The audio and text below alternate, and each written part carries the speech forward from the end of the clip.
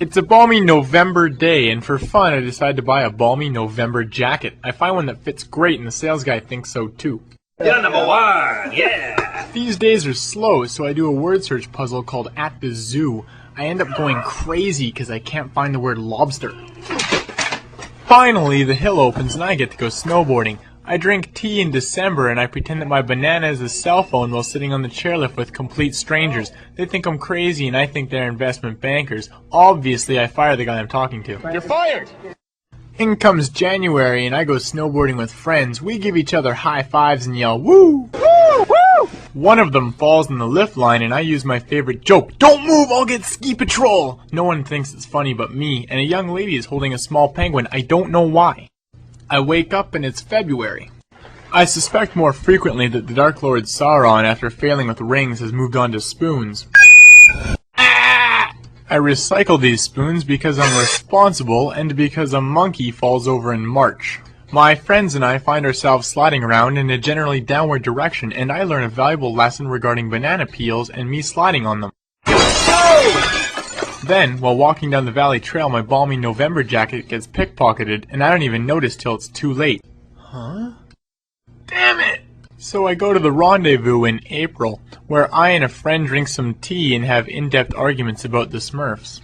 To settle our dispute, we decide to have an Indian leg wrestle. My friend cheats and wins, so I pour pepper into his tea. Someone tries to tell me that the workers' uniforms are baby blue when they're obviously teal, and it's May! I snowboard on Whistler, and while riding up the T-bar, I fantasize about a reverse gravity suit that when you turn it on would let you ride up the mountain. But then I realized that by reversing gravity, you would actually just fall straight up into the sky, so never mind. It's June, and I'm watching the movie The Ring. Halfway through, I get a telephone call where a soft voice says to me, 7 days. I tell them I think they have the wrong number, and too much pistachio pudding makes me feel sick. I walk out my front door, and it's July. I go snowboarding on the glacier where I'm attacked by a snow walrus disguised as one of my friends. I go to Java, and while some guy squirts milk out his eyeball and eats a sausage roll, I eat a cookie and talk with some old rusted slinky who challenges me to a race up some stairs. Then I slip and hit my face. The slinky wins, but I suspect foul play. I go to the lake because it's August and I need a quick cool down.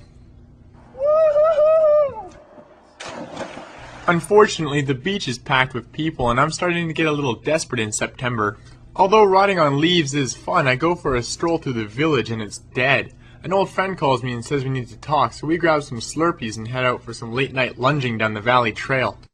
Lunging really is sensational, especially in October, when I decide that after nearly a year off, it's time for me to re-embark upon the quest for the ever-elusive lobster.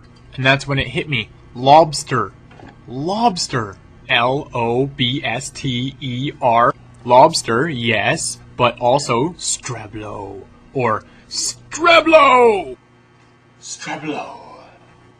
Finally, I can see what's going on here with the Santa Claus and the foggy park and the blueberry muffin and the drinking of the tea and the pet rock and the crazy orangutan. Streblo.